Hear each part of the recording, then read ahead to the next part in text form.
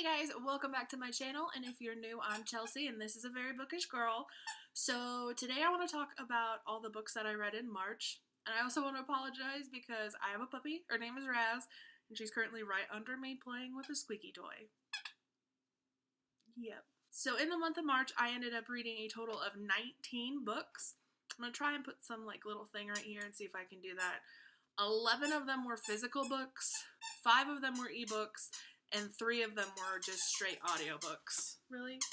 Of those 19 books, I had 0 1-stars, I had 1 2-star, 3 3-stars, 8 4-stars, and 7 5-stars. So what I'm going to try and do is go in the order that I ended up reading everything this month instead of by rating order.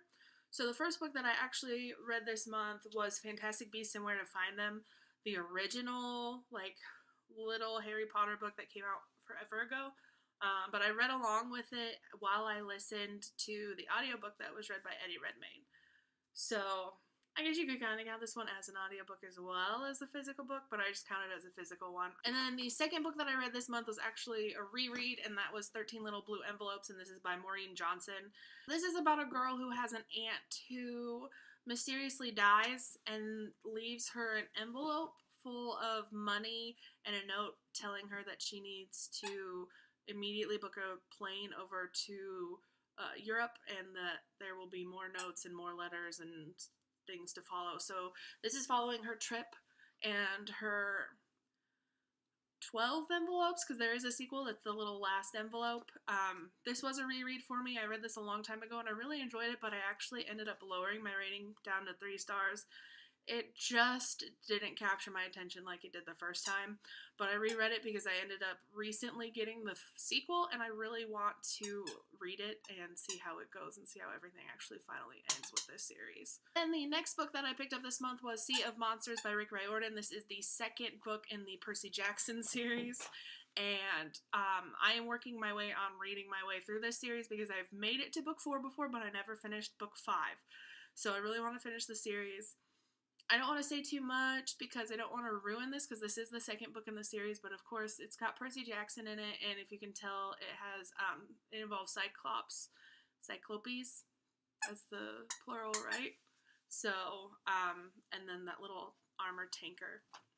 I'm going to play with Raz so she doesn't make squeaks all the time. This book I ended up giving 4 stars. It was exactly like I remembered it back when I read it the very first time when I don't even know how old. I'm really excited to keep going on this series so I can finally read the last one and see how it goes. The next book I read in March was The Fantastic Beasts and Where to Find Them Screenplay. This, if I was smart, I would have read this along with the movie, watching the movie, so I could see it while I was reading it, because it's word for word the movie, but it was so much fun to get to just read it and picture everything in my head, even though it's been quite a while since I've actually seen the movie. I did end up giving it 5 stars because, like I said, it's the screenplay, so it's just the movie, and if you like the movie, then you're gonna like the screenplay. If you guys are curious, this is her dumpling. This is what she's making so much noise with. You can't really tell because I'm right under the light. But this is her dumpling. The next book that I read in the month of March was my first purely audiobook, because I don't even own this book. I was just bored one night and I saw it on the site that I usually get my audiobooks from, and I was like, I'm going to listen to it. And that book was Love the One You're With by Lauren Lane. This is actually the second in a series, but it's all companion books, so you don't have to read them in order, because I've never even read any of them before, to be honest. This one focused on the female protagonist named Grace, who recently, I can't remember if it was an engagement or just a longtime boyfriend. They ended up breaking up. She works for a magazine that's called Stiletto, and they have the male equivalent that's called Oxford, I think. Yes, Oxford, that's the male equivalent. And it's kind of like Cosmo and GQ or something like that. And so they decide to put her on an assignment with one of the Oxford boys where they're going on a series of 5 dates, and they're supposed to talk about the dates and rate the dates. And they end up starting a website, and of course drama ensues. And actually, it ended up being really cute. I did like the ending quite a bit. Some of the middle got a little boring. I might have fallen asleep a couple times while listening to it, but I ended up giving it 4 stars in the end because it did wrap up really well. I, of course, was hooked on the smuttiness of it all, because that is, let's be honest, it was a smut book. but I was down with it. So yeah, I gave that 4 stars. And then the next book that I read actually was the second audiobook that I read, and that was Turn It Up by Jen Calanita. This was something that I listened to with my mom while she was visiting me, and we listened to it together, and we ended up giving it the same star rating, which was 2. This was my 2-star book. This book is literally trying to be pitch perfect but not succeeding. 2 girls, it's dual perspective. They're best friends. They become the like captains of the a cappella team, and they're supposed to be bringing back the lady whatevers, and they're supposed to bring them back to the glory days. And they get into a fight, and one of them leaves because it's over a boy, and the boy ends up liking the one girl, and the best friend is the one that likes the boy, but then she ends up meeting another boy on the bus, but it's the other boy liking her. But you already found another boy, girl. So, yeah, I purely finished this so we could say we finished it, and we both gave it 2 stars because it was just so bad. Just so bad. I've been seeing it, like, the cover is cute, and, like, I was like, oh, it's an a cappella thing. Oh, I'm gonna try it out. It's not worth it. Not worth it. Then the next book that I read in March was Far From the Tree by Robin Benway. If you don't know what this book is about, I don't know where you've been on BookTube, because it's been all over the place because it's just that good.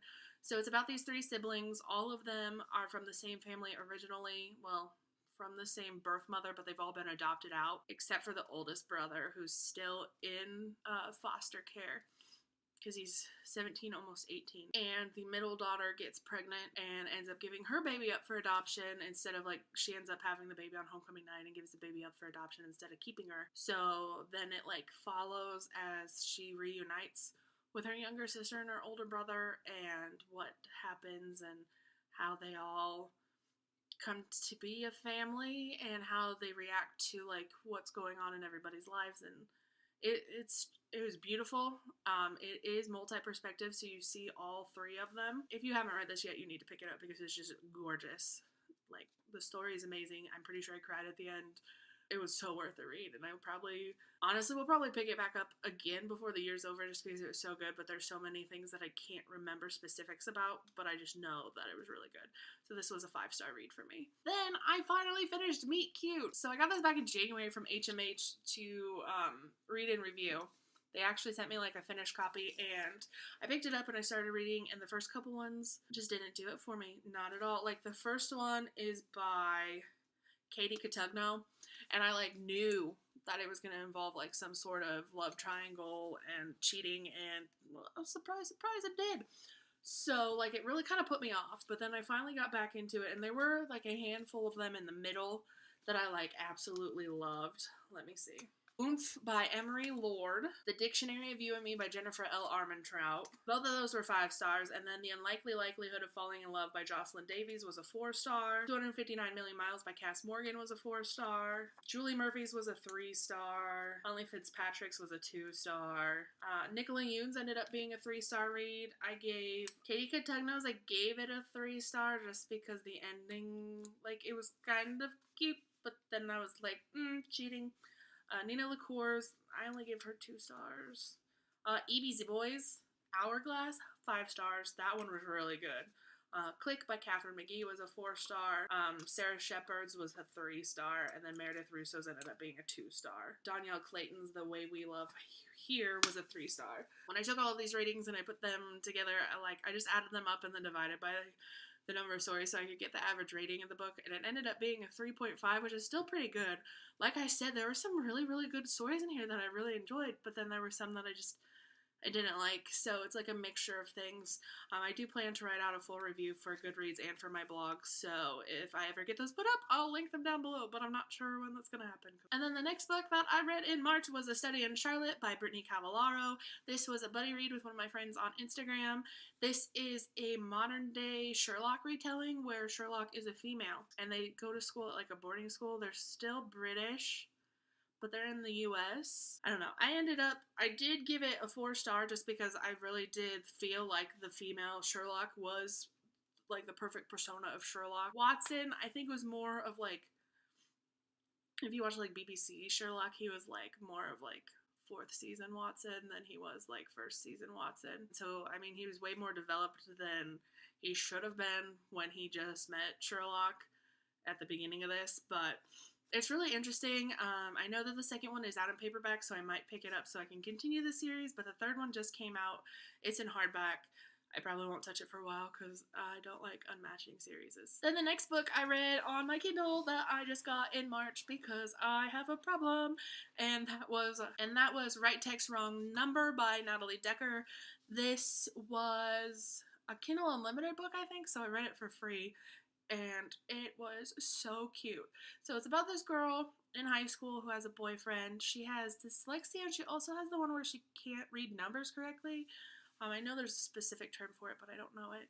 And one night while she's out at dinner with her boyfriend, she finds a text on his phone from another girl. And instead of texting off his phone, she puts the number in her phone and sends a really nasty text. And she didn't put the number in right, and it ends up being a boy. And she has no idea who he is, but it actually turns out to be like the class clown that she absolutely despises, even though he's like a jock and everything too. So they end up continuing their text conversations to each other, not knowing who they are, and then hating each other in real life. And then things evolve, and they eventually, one finds out, and things happen, and I thought it was so cute. Like, I loved it. This book was so adorable.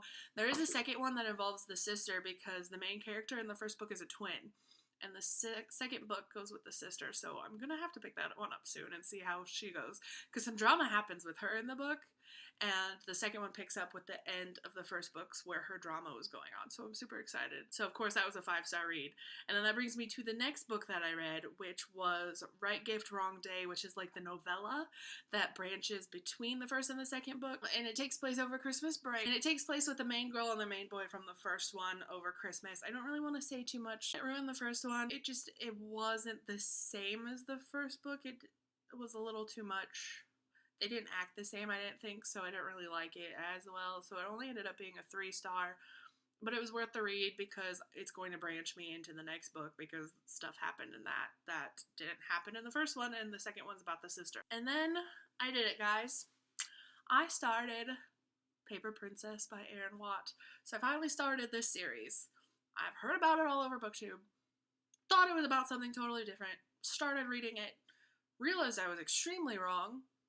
Fell in love with it and read the first 3 books. I binged them. I binged all 3. So Paper Princess, the first one is about this girl. So the first one's about this girl named Ella, whose mother has recently died from cancer. She's never known her father. She's 17. She's basically stripping to put herself through high school, and then she wants to put herself into college. One day somebody shows up and says, "Hey, I am your guardian and I'm taking you with me," and basically kidnaps her and takes her back to his house, where the Royals, where they have 5 sons. 5 sons. Yeah, because there's the older one that's away at school, there's Reed, and then Easton, and then the twins. So there's 5 boys.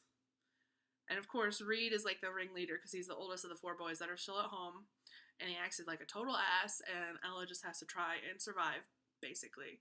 But then things happen, and Reed and Ella, even though he hates her, he doesn't really hate her. You know, it's like one of those smutty books, which I didn't know that's what I was getting myself into. Like, I thought this was like some historical fiction something. And I guess I just never paid attention when people talked about it before, because that's not what it's about at all. It's definitely modern day. It was really good. So I gave the first one 5 stars, and then right after finishing the first one, I ended up picking up the second one, which is Broken Prince. This one, of course, is a continuation of the first one, so you get to see Ella, and you get to see Reed, and you get to see all the royals where stuff happens. There's, like, so much drama. I think it's not as bad as the third one, though. But in the second one, I can't even fully remember what happened. I can't distinguish the 3 books because I read them so close together. I lied. I gave Paper Princess 4 stars, and I ended up giving Broken Prince 5 stars, which I think I remember is right. No, that doesn't happen until the end of the second one. It's really hard to distinguish all 3 because I really did read them all so close together. But before I moved on to Twisted Palace, which is the third one, I finally picked back up Wonder Woman by Leigh Bardugo and ended up finishing this Finally. This also, I think, was my very first Leigh Bardugo book that I've ever finished. So I've worked on Shadow and Bone before when I put it down and I walked away from it.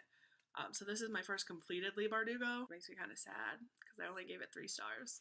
Like, I really, really liked the beginning of this where they, like, gave you the background on Diana and where she was from and her family.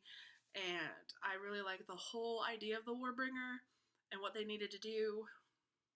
But then I feel like the love interest in this was just unnecessary. The villain in the end made sense, but it was so ridiculous. I was like, you could have made somebody else the villain than the person that you made the villain. And then everything just wrapped up way too quickly in the end, way too neatly. Like, all of a sudden it was just, we're done, fixed. And it just, no. So that's why I ended up giving this one 3 stars. Like, it had such really good potential, but the ending and the villain and makes me sad. So then after I finished Wonder Woman, I picked up Twisted Palace, which was the 3rd book in the Royal series. Technically there are 5 books, but book 4 and book 5 take place following Easton and his love interest. So book 3 was the final Ella and Reed book. It broke my heart. But this book had a murder mystery in it. That's all I'm going to say, because I'm not going to say who died. I'm not going to say who did it. But they try and blame it on Reed. But the whole time you're like, what happened? Did Reed do it? Did Reed not do it? If he didn't do it, who did it? Why did they do it? What is going on? And the whole, like, they're investigating it. So, like, I literally was more in it for the, like, who done it than I was in it for the smut. That's where I was at that point. So, but I did end up giving that one 5 stars. Fantastic. I probably will continue the series and read about Easton in the future. Just not right now, because I got so many other books to read. The next book that I read in March was The Glass Spare. I don't have it because I left it at work, and I keep forgetting to bring it home. But this one was an Owl Crate book that I got, like, in November, I think. I picked it up, got to a portion that made me cry, sat it down, and didn't pick it back up until March. And I was like, you know what, I'm going to finish it. It needs to be finished. So it is about this girl who is, I don't know if she's the 3rd or 4th child, because I don't know if one of her brothers is younger than her, but she is a princess, and so she of course has an older brother who's going to take the throne, which makes her a spare. And it turns out that she has this curse or power where she can touch things that are living and turn them into gemstones. Something happens to where her father banishes her, and so she has to go out and try and find somebody that knows what's going on with her and that can help reverse what's going on or teach her.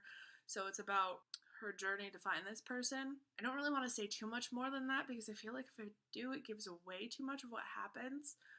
But I definitely cried in the middle when the thing happens that the king banishes her for. And I'm pretty sure I cried at the end too. Because it's an emotional book. So I gave it 4 stars because it could have been a little bit better. But it definitely leaves you on a cliffhanger for the next one, which I think is supposed to come out in the fall of this year.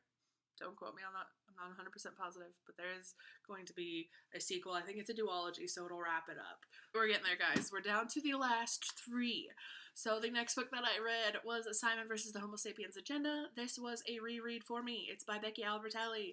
If you're new here, go read this. So Love, Simon just came out. I have not gone to see it because I suck at going to the movies. Like, I don't have anyone to go with here, so I don't go by myself. But this was definitely a reread. If you don't know what it's about this boy named Simon who ends up being blackmailed by one of the boys at his school because he's sending emails to another boy at the school and they're both gay and nobody knows. It is so beautiful. I'm ready to see the movie now. I just wanted to reread this before I saw the movie, and also because Leah's coming out this month in April, because it's April now. This is March wrap-up. But Leah's coming out, and it's another companion, and then also The Upside of Unrequited is another companion, which, this brings me to something that bothers me. If you're going to read The Upside of Unrequited, read Simon first. There are spoilers for Simon in Upside. Just do it. Because it spoils who Blue is, which is the boy that Simon's emailing, and it spoils another relationship, and it's just, read Simon first, please. please. The next book that I finished in March was Emergency Contact. I think I finished this within the first week that I went out and picked it up. This is by Mary H.K. Choi, and it's about Penny and Sam. So Penny is like your average girl, no real excitement. She's going off to college. She wants to kind of break away from her mom and kind of be her own person. Sam is living above the coffee shop that he works in because he doesn't have any like financial stability, and he had to end up dropping out of college. So they end up meeting through her roommate, kind of in like an awkward situation, and somehow end up exchanging phone numbers, and they become texting buddies as their emergency contacts, and they get closer over texting, and then you get to see their relationship grow. I have to admit the writing was something to get used to in this book because it's definitely different. When I first picked it up, I was like, okay, this might be kind of hard to get through, but the story itself was so good. Like, I know this is definitely not for everybody because there's some of my Goodreads friends that didn't like it and are really disappointed when they actually finished it, but if you're like contemporary trash like I am, then this book is going to work for you because it was just so good. I really liked the ending. I liked the struggles that these two went through and how human it made them feel and how relatable it made them feel, because it made it feel like you could relate to either one of them, or you like knew somebody that you could picture them as, and it's definitely makes it a really good read. So yeah, in the end I gave it 5 stars because I loved it. I loved it so much. I'm so glad that I went out and picked it up on release day because I needed it. And then the last book that I read in the month of March was actually an audiobook. It was Capital Gains by Chip Gaines, and it's narrated by Chip and Joanna. And I'm trash for Chip and Joanna Gaines. So this one is actually subtitled Smart Things I Learned While Doing Stupid Stuff. And so pretty much it's just past experiences that Chip Gaines had while growing up that has gotten him to where he is. And I think it was really cute to kind of like learn the backstory and hear stories about him and Joanna and stuff that he did, and like his car and going to Mexico to learn Spanish to work with the guys. So I really enjoyed it. It was really cute and it was really quick to listen to, and I'm glad that I decided to listen to it since it was narrated by Chip. It made it like that much more personable, and I ended up giving that 4 stars in the end. You guys okay with this new filming location, by the way? I moved my apartment around, so I don't know how I feel about it. So I'm only in front of 1 bookcase, but I got 4 bookcases. Okay, so here's what I have of the physical books that I read. I read, like I said, 19 books in March.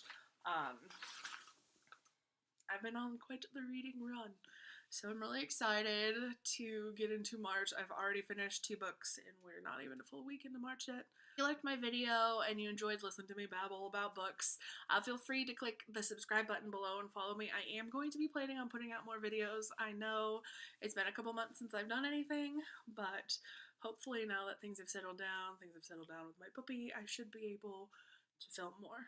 So, fingers crossed. I'm actually going to film a bunch today, so there we go. Alright, well, I will see you guys